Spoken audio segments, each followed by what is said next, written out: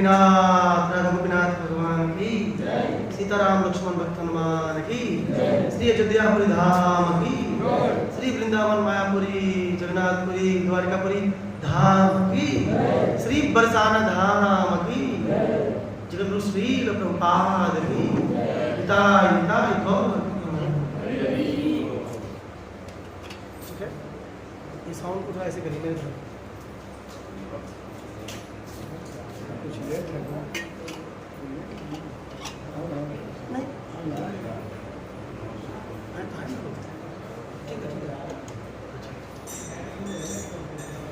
ओम नमो भगवते वासुदेवाय। ओम नमो भगवते वासुदेवाय। ओम नमो भगवते वासुदेवाय। ओम नमो भगवते वासुदेवाय। ओम नमो भगवते वासुदेवाय।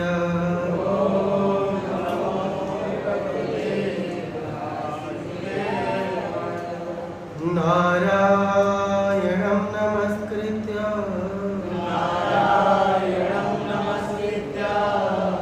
नरं चैव नरोत्तमं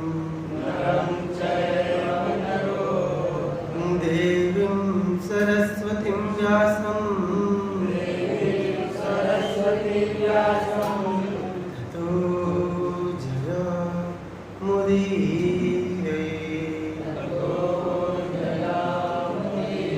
नाश्च प्रायेषु अभद्रेषु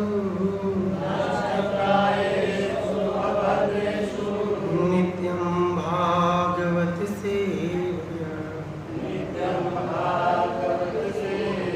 भगवती उत्तम श्लोके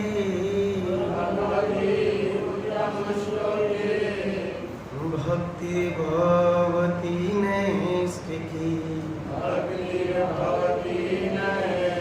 कृष्णाय वासुदेवाय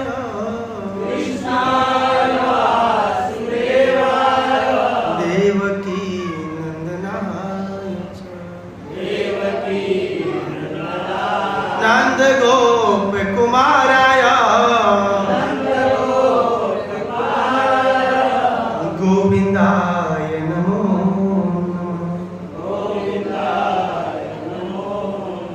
नमो महावदन्याय कृष्ण प्रेम प्रदायते कृष्णाय कृष्ण चैतन्य नामिने गुरुवत्विषे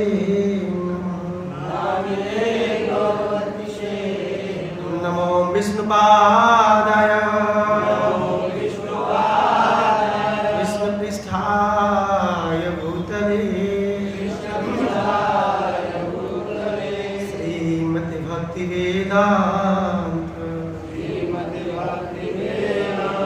स्वामिनीति नामिनी। नमस्ते सरस्वती देवे गौरवाणी प्रचारिणे निर्विशेष शून्यवादी आशात देशतारिणी। हे कृष्ण गोविंद हरे मुरारी हे नाथ नारायण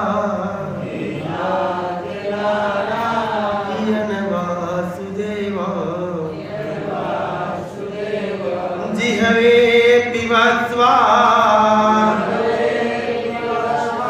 अमृतमेक देव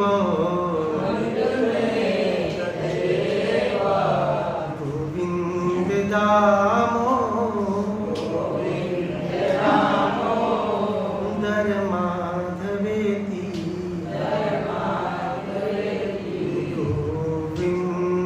दामोदर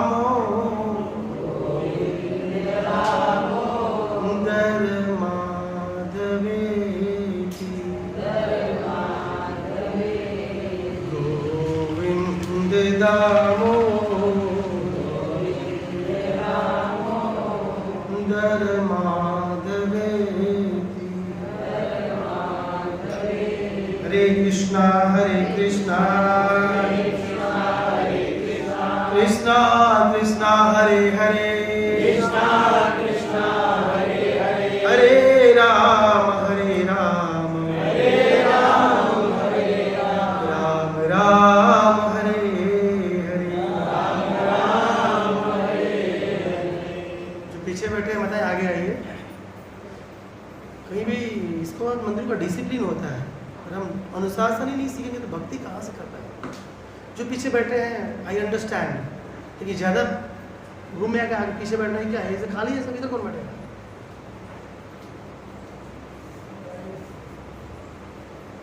आगे आइए। हरे कृष्णा कृष्णा कृष्णा हरे हरे हरे राम राम राम हरे। डिसिप्लिन चाहे भक्ति जीवन हो चाहे भौतिक जीवन हो, हर जगह रोल प्ले करता है। आपके घर पलंग होगा तो क्या आधे पलंग पर सोते हैं, आधा पर लटका लेते हैं नीचे? ऐसा तो नहीं है ना। डिसिप्लिन होना चाहिए, सिस्टम होता है हर चीज़ का। और आप लोगों से सबको सीखना चाहिए क्योंकि आप लोग सीनियर हैं।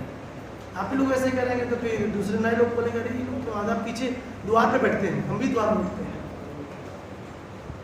तो आप सभी लोगों का हम स्वागत करते हैं अंतर्राष्ट्रीय कृष्ण भावनामृत संघ के द्वारा प्रतिस्थापित संध्याकालीन श्रीमद् भगवद गीता के क्लास में। और साथ ही साथ आप सभी लोगों से दया और कृपा की भी की याचना करता हूँ कि आप आशीर्वाद दीजिए ताकि इस व्यासपीठ से गुरुजनों की बातों को एज इट इज यथारूप में आपके कंडरंध्रों के माध्यम से आपके सुंदर सुंदर हृदय तक पहुंचाने की एकमात्र सेवा कर सकूं।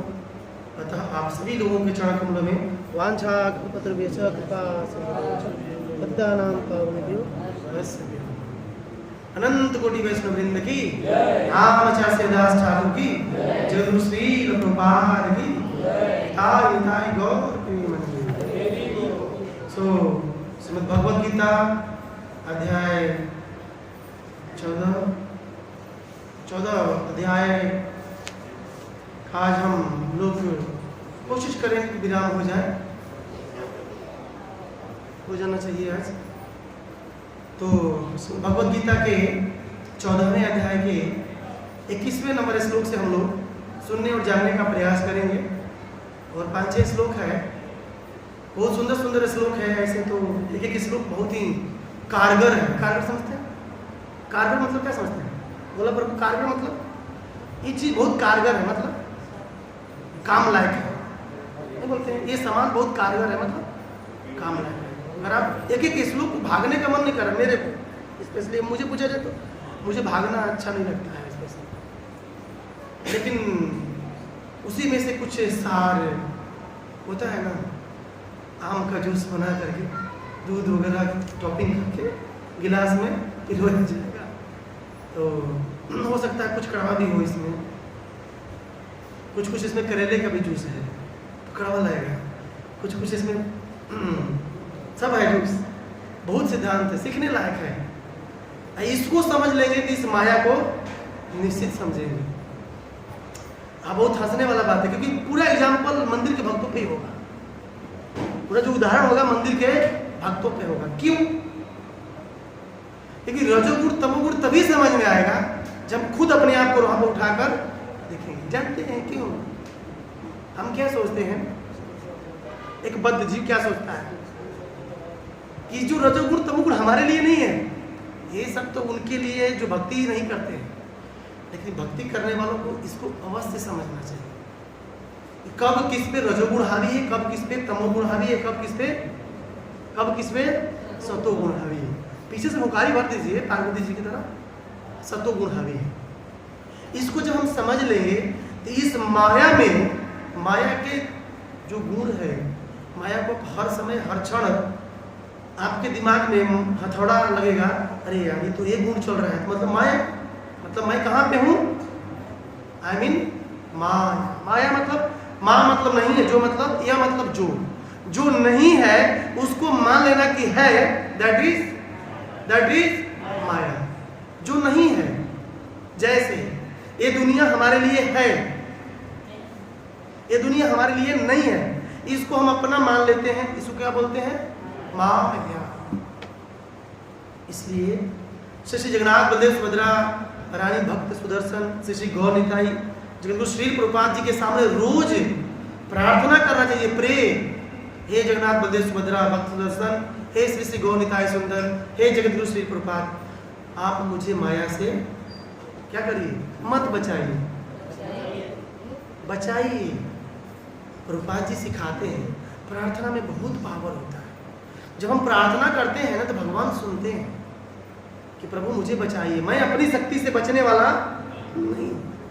कोई बच सकता है माया से, बच सकते हैं माया से, नहीं बच सकता है, परंतु भगवान हमें बचा सकता है, भगवान का नाम हमें बचा सकता है। इसलिए भगवान का नाम और भगवान से प्रार्थना करनी चाहिए। ताइए अर्जुन के प्रश्नों से हम लोग शुरू करते हैं। पिछले श्लोकों में हम लोगों ने सुना कि जो व्यक्ति सतोगुण में होता है, कर्म करता है, तो कहाँ जाता है, स्वर्ग। स्वर्ग मतलब जल लोक, तप लोक, मतलब ऊर्ध्वम गच्छन्ति होगा, एटलीस्ट अच्छा है। सतोगुण वाला अच्छा है। जो रजोगुणी है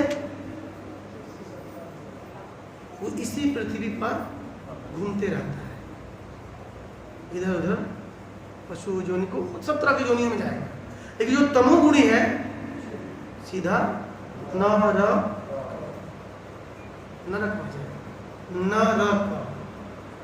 जहाँ न अर्क, जहाँ सूर्य न हो उसे नरक बोलते हैं। क्या बोलते हैं, न धन अर्क, नरक, संधि विच्छेद करेंगे। अर्क मतलब सूर्य, सूर्य मतलब सन, तो जहाँ सूर्य नहीं होंगे वहाँ जब लाइट होगी, प्रकाश नहीं होगा। इसलिए तमोगुण वाला व्यक्ति बिल्कुल ऐसा वो दुष्कर्म और जघन्य वृत्तिस तथा, बोलते हैं ना जघन्य गुण वृत्तिस था, इतना जघन्य और घृणित कार्य करता है, अधोगच्छन्ति, बिल्कुल नीचे नरक में जाता है। आप नरक में जानते हैं कितना अच्छा व्यवस्था है रहने खाने का, है व्यवस्था रहने खाने का वहाँ पर। नरक में अच्छी व्यवस्था है खाने पीने का, 2-4 साल रह सकते हैं हम लोग भी। रहना चाहते हैं, अरे नरक में रहना चाहते हैं पंकज प्रभु जी, ध्यान से देख रहे हैं, मतलब जाना चाहते हैं। अब तो जाएंगे नहीं, लक्ष्मी नारायण कैसे ही भक्त हैं, बोले लक्ष्मी नारायण की। तो अर्जुन का प्रश्न हुआ कि ठीक है प्रभु, जो जीव सतोगुण में काम करेगा ऊपर की ओर जाएगा, रजोगुण वाले इसी पृथ्वी पर घूमते रहेगा और तमोगुण वाला नीचे जाएगा। ठीक है, परंतु प्रश्न है, कैलिंगे स्त्रीगुणाने, बोलिए अर्जुन वाचा, कैलिंगे स्त्रीगुणाने एतान अतीतो भवति प्रभो, किमाचार कथं चेताम् त्रीन् गुणान् अतिवर्तते। अर्जुन पूछ रहे हैं, अर्जुन उवाच, अर्जुन बोलते हैं, क्या बोलते हैं, किन कैलिंगे, कैलिंगे मतलब एतान अतीत भवति, हे प्रभु, बोलते हैं लास्ट में, प्रभु, हे प्रभु, एतान अतीत भवति कैलिंगे त्रीन गुणा। जो व्यक्ति त्रीन गुणा मतलब 3 गुण, एतान मतलब ऊपर, जो व्यक्ति 3 गुणों से ऊपर हो गया है, अतीत हो गया है, 3 गुणों से अतीत हो गया मतलब पार हो गया है, जो व्यक्ति इन 3 गुणों से ऊपर उठ चुका है, कै लिंग है, उसका लक्षण क्या है, क्या लक्षण है, जो व्यक्ति 3 गुणों से परे है उसका लक्षण क्या है? पहला प्रश्न क्या है? जो व्यक्ति, जो जीवात्मा 3 गुणों से ऊपर है उसका लक्षण क्या है? पहला प्रश्न। दूसरा प्रश्न है किम चाह, जो 3 गुणों से ऊपर है उसका आचरण कैसा है? किम आचरण कैसा है, व्यवहार कैसा है? फिर चौथा प्रश्न, तीसरा प्रश्न, कथम च एतान 3 गुणान अतिवर्तते, वह प्रकृति के गुणों को कैसे लांघता है? गुणान अतिवर्तते, कथम कैसे, च एतान 3 गुणान अतिवर्तते, 3 गुणों को वो कैसे लांघता है? कौन? जो 3 गुणों से ऊपर है। बद्ध जीव की बात नहीं हो रही है, दिस इज द पॉइंट। यहाँ बात हो रही है कि जो व्यक्ति 3 गुणों से ऊपर है तो उसके लक्षण क्या है? पहला प्रश्न याद कर लीजिएगा, आंसर सीधा भगवान दे रहे हैं, मैं नहीं बोलूंगा, सब भगवान बोलेंगे। जो व्यक्ति 3 गुणों से ऊपर है मतलब गुणातीत, उसके लक्षण क्या है? किम लिंग है, दूसरा किम आचरण क्या है, और तीसरा कैसे गुणों को पार करेंगे। अगर ये मालूम हो जाएगा तो हम भी वैसे कर सकते हैं, हम भी उस तरह प्रयास करेंगे ताकि हम भी गुणों से पार होकर के वैसा आचरण, वैसा लक्षण, तो हमको आसानी हो जाएगी। जब किसी व्यक्ति में, किसी जीवात्मा में ऐसे लक्षण, ऐसे आचरण देखेंगे तो हम बोलेंगे ये तो गुणातीत है, ये तो गुणातीत प्रभु है ना, बोलेंगे ना? क्या बोलेंगे उनको? ये तो गुणातीत है। परंतु जब लक्षण ही नहीं जानेंगे उस जीव का, और जब ये जान जाएंगे कि कैसे इन गुणों को पार किया जाता है, तो हम भी प्रयास करेंगे उसको पार होने के। यही प्रश्न है। प्रश्न ही बहुत सुंदर है, प्रश्न ही इतना सुंदर है कि क्या कहा जाए, विचार करें। प्रश्न पूछना भी एक कला है, कला समझते हैं? कला। ऐसा प्रश्न, अभी इस पे शुरू किया जाए तो ऐसा ही प्रश्न अर्जुन ने पूछा था गीता के दूसरे, जगन्नाथ बलदेव सुभद्रा महारानी की गीता के दूसरे अध्याय के 54 नंबर श्लोक में, स्थिति प्रज्ञ का भाषा, जो स्थित प्रज्ञ भक्त है, जीवात्मा है, का भाषा, कैसे बोलता है, कैसे चलता है, किम ब्रजे, कैसे खाता है, कब सोता है, ये प्रश्न है अर्जुन का 2:54 में। फिर यदि आप भागवतम में थोड़ा सा ऑटो ले, उधर डुबकी ले, भागवतम में सौनक आदि मुनि सूत गोस्वामी से 6 प्रश्न पूछते हैं। कितने प्रश्न? 6। अच्छा, 6 प्रश्न बता दीजिए हमको, कौन कौन है भाई? भागवत सुनते हैं, बताइए। 6 प्रश्नों पे पूरी भागवत चलती है, बताइए। भेजे हैं, श्लोक भी भेजा है।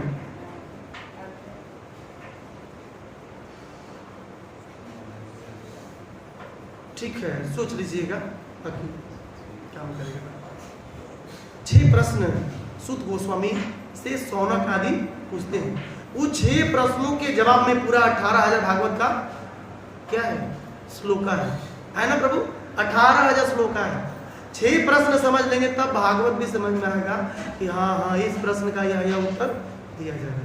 इसी तरह का प्रश्न प्रयागराज में याज्ञवल्क्य मुनि से भारद्वाज मुनि पूछते हैं। कौन पूछते हैं? भारद्वाज मुनि। और वहां से रामायण की शुरुआत होती है। देखिए, जिज्ञासा करनी चाहिए, लेकिन जिज्ञासा जेन्युइन होना चाहिए। अब किसी का परीक्षा लेने के लिए जिज्ञासा नहीं करनी चाहिए। जिज्ञासा टू बी जेन्युइन, बिल्कुल एग्जैक्ट होना चाहिए। वो जिज्ञासा आत्म कल्याण के लिए होना चाहिए, जन कल्याण के लिए होना चाहिए। तो क्या प्रश्न पूछते हैं भारद्वाज मुनि याज्ञवल्क्य से? थोड़ा सा गाते हैं, उनको लगाइएगा। राम कवन प्रभु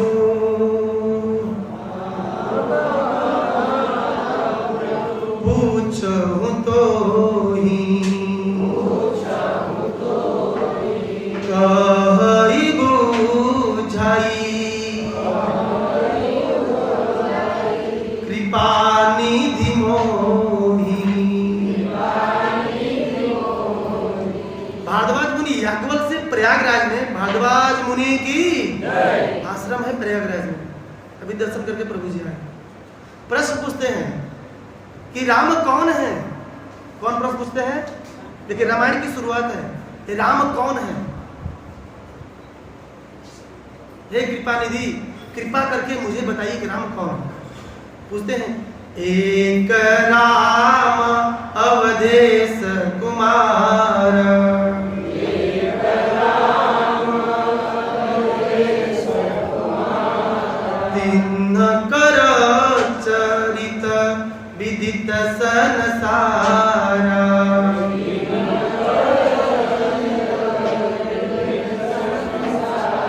नारी विरह दुख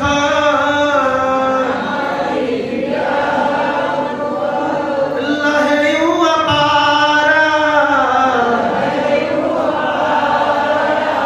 भययो रोसु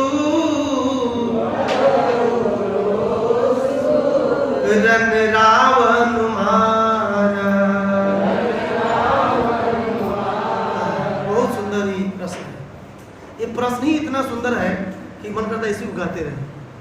भारद्वाज मुनि पूछते हैं, क्या पूछते हैं कि हे प्रभु बताइए, एक राम जो अवधेश कुमार है, क्या है?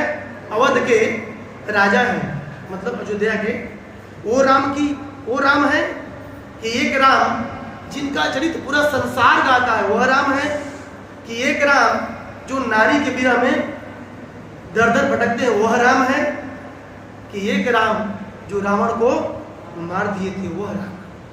देखिए प्रश्न भी क्या स्टाइल है भारद्वाज मुनि का पूछने की। तो याज्ञवल्क्य मुनि समझ गए कि देखिए जिज्ञासा वही करता है जो एक्चुअली में जानता है उसके बारे में, उसको जानता है। वो अपने प्रभु के बारे में सुनना चाहते थे। कौन? भारद्वाज मुनि। जो रसज्ञ होता है, यत् श्रोताम रसज्ञा नाम स्वादु स्वादु पदे पदे।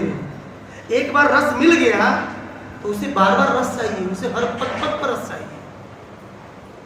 शुद्ध गोस्वामी कहते हैं, जिसको एक बार सुनने का रस लग गया है, चख लिया, उसे हर पग पग पर रस चाहिए ही चाहिए। वो छोड़ेगा नहीं है गुरु को, क्योंकि उसने रस चख लिया है। तो ऐसे हजारों प्रश्न हैं महाभारत में, चैतन्य चरितामृत में, भागवत में, भगवत गीता में, जो भगवान से और संतों से, मुनियों से, महाजनों से पूछा गया। लेकिन यदि उस प्रश्नों का केवल एनालिसिस किया जाए तो उसमें कल्याण छिपा हुआ है बद्ध आत्माओं के लिए। तो अर्जुन का यहाँ प्रश्न है, क्या प्रश्न है? कि जो व्यक्ति, जो जीवात्मा 3 गुणों से ऊपर है, उसका लक्षण क्या है, उसका आचरण क्या है, व्यवहार क्या है, और कैसे हम 3 गुणों को पार कर सकते हैं। तब भगवान उत्तर दे रहे हैं। अब भगवान अर्जुन के प्रश्नों का, 3 प्रश्नों का उत्तर, 2 प्रश्नों का उत्तर 22 से लेकर 25 नंबर श्लोक तक देते हैं। 1 2 3 4 22 से लेकर 25 नंबर श्लोक तक देते हैं। श्री भगवान वाच प्रकाशं च प्रवृत्तिं च मोहमेव च पांडव न द्वेष्टि संप्रवृत्तानि न निवृत्तानि कांक्षति। ये 4 श्लोक श्री भगवान भगवान के द्वारा कहा गया है। मतलब इस श्लोक में पावर कुछ होगा, दम होगा। भगवान बोल रहे हैं तो मतलब कुछ न कुछ है, जीवों के लिए कुछ न कुछ है। इसमें कह रहे हैं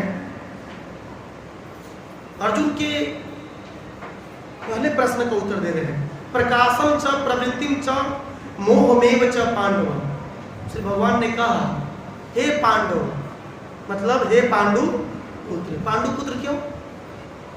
क्योंकि अर्जुन के पिताजी का नाम क्या था? पांडु। पांडु महाराज की बहुत धर्मात्मा राजा थे। उनके बारे में वर्णन है कि जब वो युद्ध के मैदान में अपने विरोधी योद्धा के सामने आते थे तो योद्धा युद्ध नहीं करता था, युद्ध छोड़कर चला जाता था। बोला आपसे मैं युद्ध, इतनी कांति थी उनके शरीर। ये पांडु महाराज की खासियत है, विशेषता है। तो कह रहे हैं हे पांडुपुत्र, प्रकाशम च प्रवृत्तिम च मोहमेव च पांडव। हे पांडुपुत्र, प्रकाश, प्रवृत्ति मतलब आसक्ति, प्रवृत्ति मतलब आसक्ति, प्रकाश, आसक्ति और मोह जैसे गुण होते हैं तो क्या होता है? न द्वेष्टि सम प्रवृत्तानि।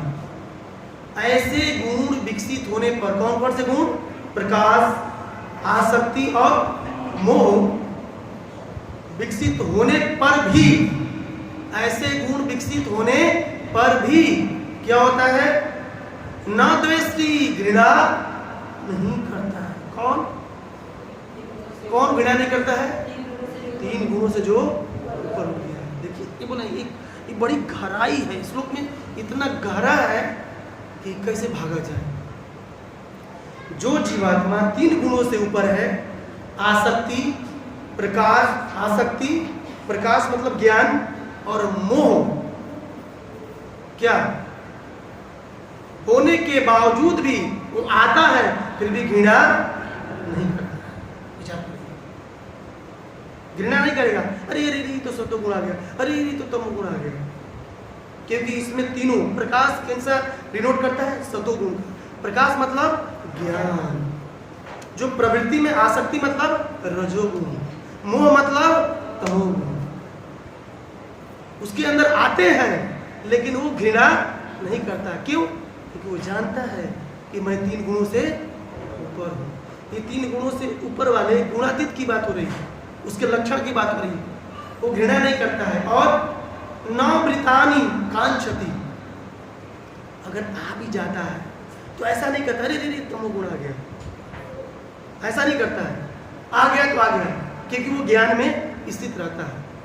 वो जान जाता है कि इस गुण का प्रभाव हमारे ऊपर हो गया है। जैसे, इसको उदाहरण समझे, जैसे कोई व्यक्ति है तो इच्छा आएगी, इच्छा तो आएगी, तो इच्छा आई तो घृणा नहीं करेगा, अरे रे ये तो इच्छा, ऐसी इच्छा नहीं करना चाहिए, ऐसी इच्छा वो घृणा नहीं करेगा। इतना दुष्ट इच्छा आ गई, क्योंकि गुण में रहते हैं, प्रकृति गुणमयी है, माया गुणमयी है। तो कब किस गुण का, कब किस समय, कब गुण अटैक करेगा कोई जानता नहीं है। इच्छा कभी भी आ सकता है, तो व्यक्ति घृणा नहीं करता है। साथ ही साथ आएगी तो बिल्कुल न्यूट्रल रहता है। न्यूट्रल समझते हैं? उसे कोई फर्क नहीं पड़ता, चलो ठीक है आई, कोई बात नहीं, बिल्कुल निष्क्रिय रहता है, इनएक्टिव रहता है। कौन कौन? जो 3 गुणों से परे है, उसके लक्षण की बात। जैसे पहला उदाहरण हो गया, दूसरा समुद्र। समुद्र जानते हैं? सभी नदियां आई होप समुद्र में ही जाती हैं। कभी आपने सुना समुद्र बोला क्या है नदियां मेरे में क्यों आ रही हो? कभी बोला? वो सहता है, आ रही हैं, आने दे भाई, आने, कोई फर्क नहीं। उसी तरह, और हर्षित भी नहीं होता है और दुखी भी नहीं होता है, चलो कोई बात नहीं। उसी तरह जीवात्मा के जीवन में भी इच्छाएं आती हैं, तो उस इच्छाओं के पीछे नहीं पड़ता, अरे इच्छा आ गई इसको फिर पूरा करो, नहीं, फिर फंसेगा। सशांति मापनोति न काम कामी, जब कामी होगा तो उसको पूरा करने के चक्कर में पड़ जाएगा। आपुरी हमारम अचल प्रतिष्ठा, वो सहेगा। कैसे तरह? समुद्र माप, समुद्र की तरह। जैसे समुद्र में अनेक नदियां जाती हैं, समुद्र कुछ नहीं बोलता है, बोला आओ गंगे जमुने सरस्वती नर्मदे कावेरी अलकनंदा ब्रह्मपुत्र सब, वो धीर रहता है, शांत रहता है। उसी तरह जो व्यक्ति सत्वगुण, रजोगुण और तमोगुण से क्या होता है? ऊपर, यानी गुणातीत हो जाता है, उसको उसके अंदर आसक्ति, मोह ये सब परेशान करते हैं, लेकिन उसको कोई फर्क नहीं पड़ता है, वो घृणा नहीं करता है, बिल्कुल इनएक्टिव रहता है। ये लक्षण है, किसके लक्षण है? किसके लक्षण है? ये 3 लक्षणों का वर्णन 22 नंबर श्लोक में किया गया। आइए 23 नंबर श्लोक। उदासीन वदासीनो गुणयो न विचाल्यते गुणा वर्तन्त इति एवं यो अवतिष्ठति नेंगते। बहुत सुंदर सुंदर शब्द है। करे उदासीन वत आसीनो, उदासीन वत आसीनो। आसीन मतलब आसन, आसन से आसीनो बना है विभक्ति के अनुसार। उदासीन मतलब क्या समझते हैं? थोड़ा सा बताइए पीछे से आप लोग, कुछ आप लोग भी पार्टिसिपेट करेंगे तो अच्छा लगेगा। उदासीन मतलब क्या समझते हैं बताइए।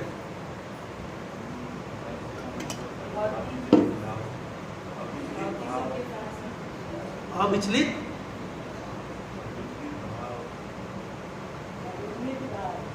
जैसे वो व्यक्ति उदासीन रहता है, मतलब सुख हो दुख हो गम हो, गम के मतलब क्या होता है? गम खुशी गम ना, खुशी गम, खुशी हो कोई उससे फर्क, उदासीन है, कोई मतलब नहीं उसे। तो जो उदासीन आसीन हो, गुणैर्यो न विचाल्यते, जो गुणों से परे होता है वो उदासीन रहता है। क्या रहता है?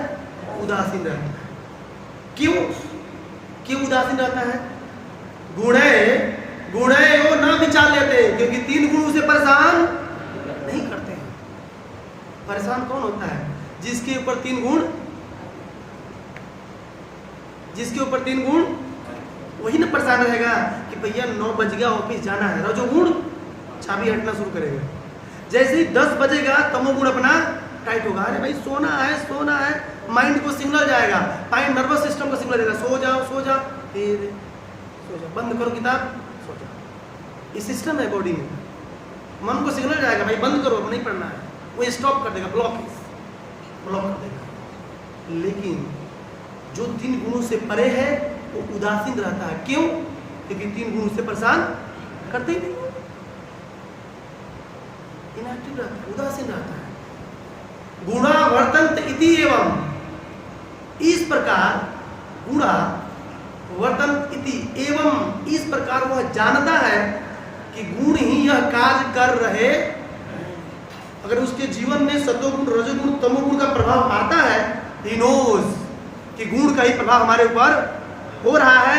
अभी जो गुण चल रहा है वो सतोगुण है, रजोगुण है और तमोगुण है। वह जानकर विचलित नहीं होता है, बिल्कुल उदासीन रहता है, शांत। फिर क्या करता है? यो अवतिष्ठति नेंगते, और उदासीन होकर के अपने स्थान से क्या करता है? यो अवतिष्ठति नेंगते, अपने स्थान हिलता है ना डुलता है, हिलता है ना डुलता है। मतलब उदाहरण, जैसे हमें खाने की आम इच्छा हो गई, आम कोई लेते सीजन है, सब आम खाने की इच्छा हो गई, ये कौन सा गुण है? कौन सा गुण है? रजोगुण। परंतु बोले नहीं आम नहीं खाएंगे क्योंकि भोग लगा नहीं, तो उदासीन है। लेकिन यदि व्यक्ति 3 गुणों से ऊपर नहीं होगा तो अपने जगह से हिलेगा डुलेगा, ई रिक्शा गाड़ी बाइक लेगा और सीधा दुकान पर जाएगा, ठेला पर 60 रुपए 1 किलो लंगड़ा आम ले आएगा और फिर अपना उसको चूसना शुरू कर। समझ रहे हैं बात को? परंतु जो व्यक्ति 3 गुणों से ऊपर है वो नहीं जाएगा, बोलेगा नहीं आज बिना आम खाए रहेंगे, क्योंकि बिना भोग लगाए नहीं खाना। मैंने आम का एग्जाम्पल दिया, बाकी और अपन जोड़ सकते हैं उसको। जैसे सर्दी होती है, गर्मी होती है, वर्षा भी होती है। बोले बहुत सर्दी है, माला हाट बंद करते हैं, नहीं करते। सर्दी से माला से क्या मतलब है? लेकिन जो रजोगुणी होगा बोला रजाई उठाओ सो जाओ, सो जाओ। लेकिन जो उदासीन है 3 गुणों से परे है, बोले सर्दी हो गर्मी हो जाड़ा हो तूफान आए सुनामी आ जाए, नाम तो अवश्य होना चाहिए। हरे कृष्णा कृष्णा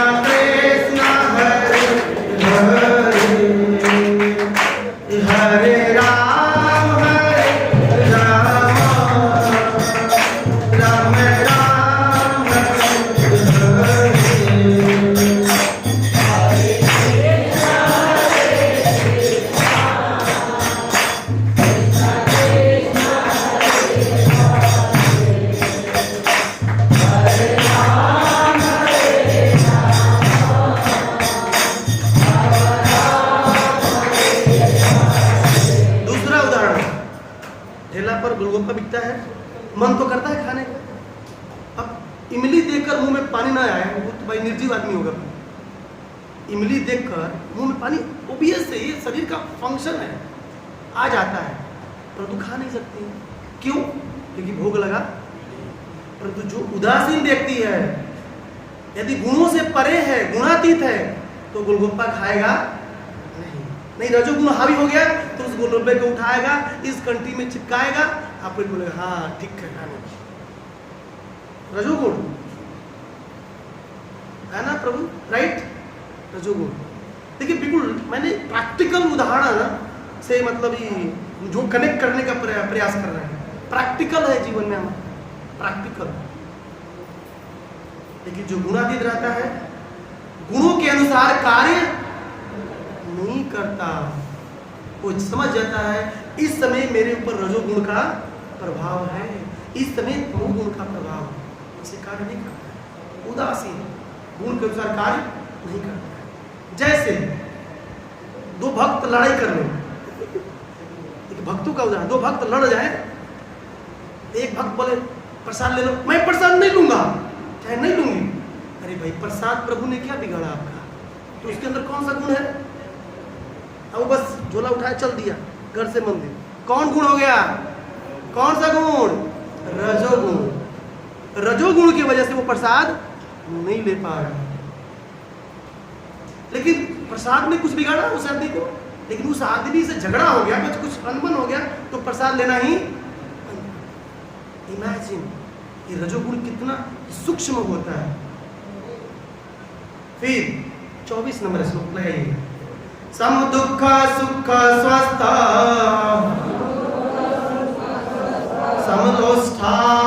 समलोष्ठा असम कांचन तुल्य प्रिया प्रियो धीरा तुल्य निंदात्म संस्तुति। सम दुख सुख, जो गुणातीत है, सुख और दुख में क्या रहता है? समान। पंडिता सम दर्शिन 5:18 भगवती। उतना ही पकड़ना है, बीच उधर चलाना है। ज्ञानी बस समदर्शी रहता है, बस सुख है ठीक है कोई बात, वो समझ रहा है रजोगुण सतोगुण का प्रभाव हो रहा है। क्योंकि सुख मन के अनुकूलता की वृत्ति है। सुख के कहां से होता है? सुख रजाई में नहीं है, सुख उस आम में नहीं है, सुख उस रसगुल्ले में नहीं है। सुख कहां मिलता है? मन की अनुकूलता की वृत्ति को सुख कहते हैं। कोई पूछे सुख क्या है? सुख इज द अनुकूलता, माइंड की जो अनुकूलता की वृत्ति है वही सुख है। ट्रांसलेशन करना पड़ेगा उसको। माइंड के, मन की अनुकूलता की वृत्ति सुख है और मन के प्रतिकूलता की वृत्ति दुख है। अब बहुत सुंदर उदाहरण हम सोचे, जैसे हम एक दिन आम बांट रहे थे, ठीक है, किसी को आम मिला और किसी को तो मुंह खुला लिया, भनभना रहा है भौरा की तरह, अब मेरे ऊपर घूर रहा है। देख लेंगे आपको कौन सा गुण है, कौन सा गुण है? रजोगुण। वो सोचता कि चलो मेरे कर्म में आज, मेरे भाग्य में आज आम था ही नहीं, कोई बात नहीं, सतोगुण में एटलीस्ट होके घर जाता।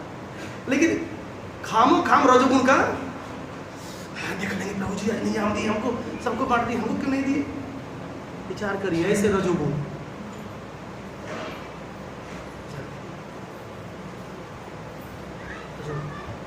जैसे ट्रेन में कोई बैठा हुआ है, ट्रेन लेट हो गई,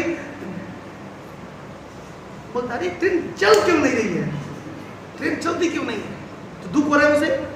लेकिन जिसका ट्रेन छूट गई है वो तो बहुत खुश होगा, अच्छा है ट्रेन लेट हो गई, हमें तो पकड़ा गया।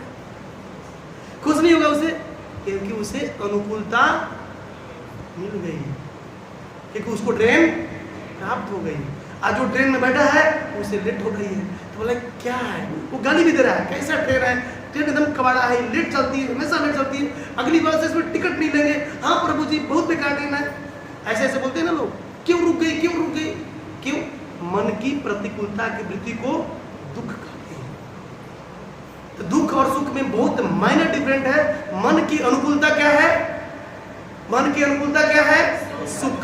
और मन की प्रतिकूलता दुख। इसलिए फॉर योर काइंड इंफॉर्मेशन, दुख और सुख भौतिक वस्तुओं में नहीं होता है, यहाँ माइंडसेट बोलते हैं ना, change your mindset. IQ change करो, अपना एटीट्यूड चेंज करो, नजरिया। लेकिन जो गुणातीत होता है सुख दुख में बरोबर रहता है, स्वस्थ अपने स्वरूप में रहता है। स्वरूप क्या है? ईश्वर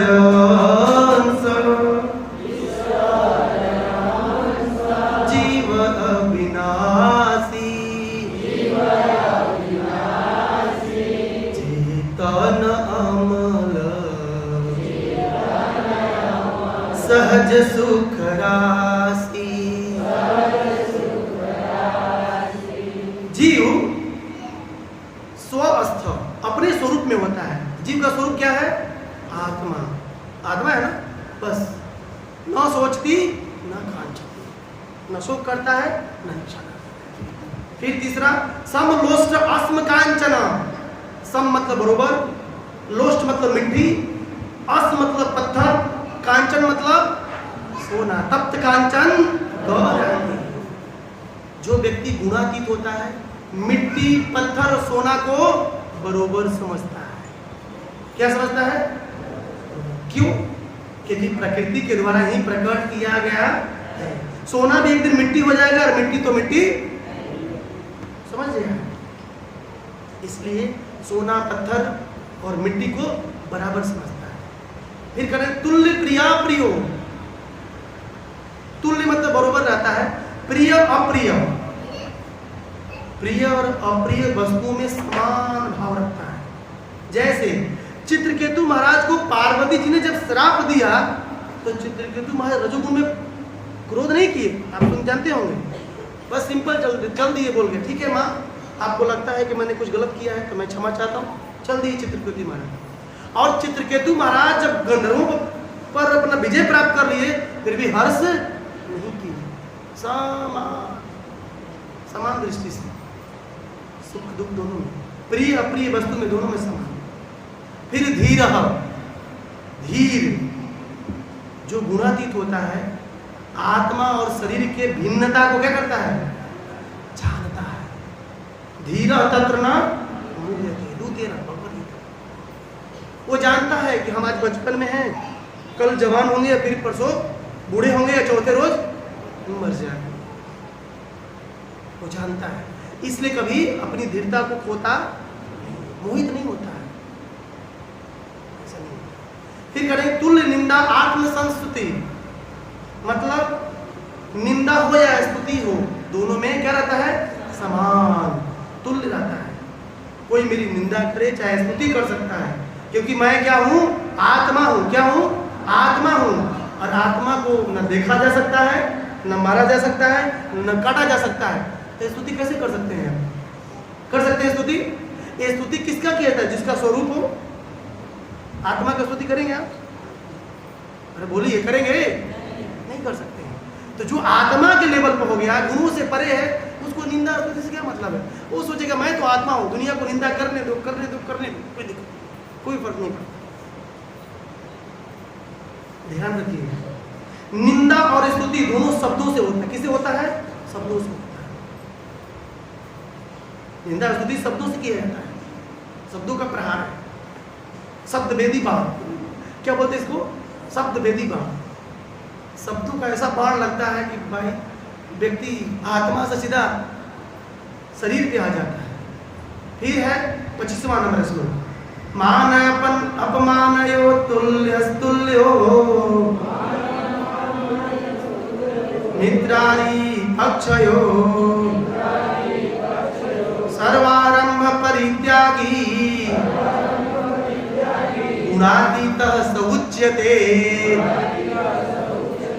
अरे मान अपमान यो तुल्य तुल्य, मान और अपमान में तुल्य रहता है। चाहे कोई मान करे चाहे अपमान करे, चाहे कोई आदर दे, आइए आप आसन पर बैठिए, चाहे कोई ना दे, उसको कोई फर्क किसको? जो तीनों गुणों से परे, जो गुणातीत है। मान और अपमान दोनों से परे होता है। जो मान और अपमान है शरीर और मन से होता है। किससे होता है? शरीर से और मन से, दोनों से होता है, दोनों से होता है। फिर कह रहे हैं तुल्यो मित्रा अरि पक्षयो, जो गुणातीत है मित्र और शत्रु को बराबर रूप से देखता है। जैसे महाभारत के सबसे बड़े पात्र युधिष्ठिर महाराज। युधिष्ठिर महाराज दुर्योधन को अपना शत्रु नहीं मानते थे, इसलिए उनको अजात शत्रु बोला जाता है। क्या बोला जाता है? अजात शत्रु, जिनका कोई शत्रु न हो। दुर्योधन युधिष्ठिर को शत्रु मानता था, लेकिन युधिष्ठिर महाराज दुर्योधन को शत्रु नहीं मानते थे। मान तुल्यो मित्रा रि अपि पक्षे, मित्रा रपि पक्षे, विचार करिए। फिर सर्वारंभ परित्यागी।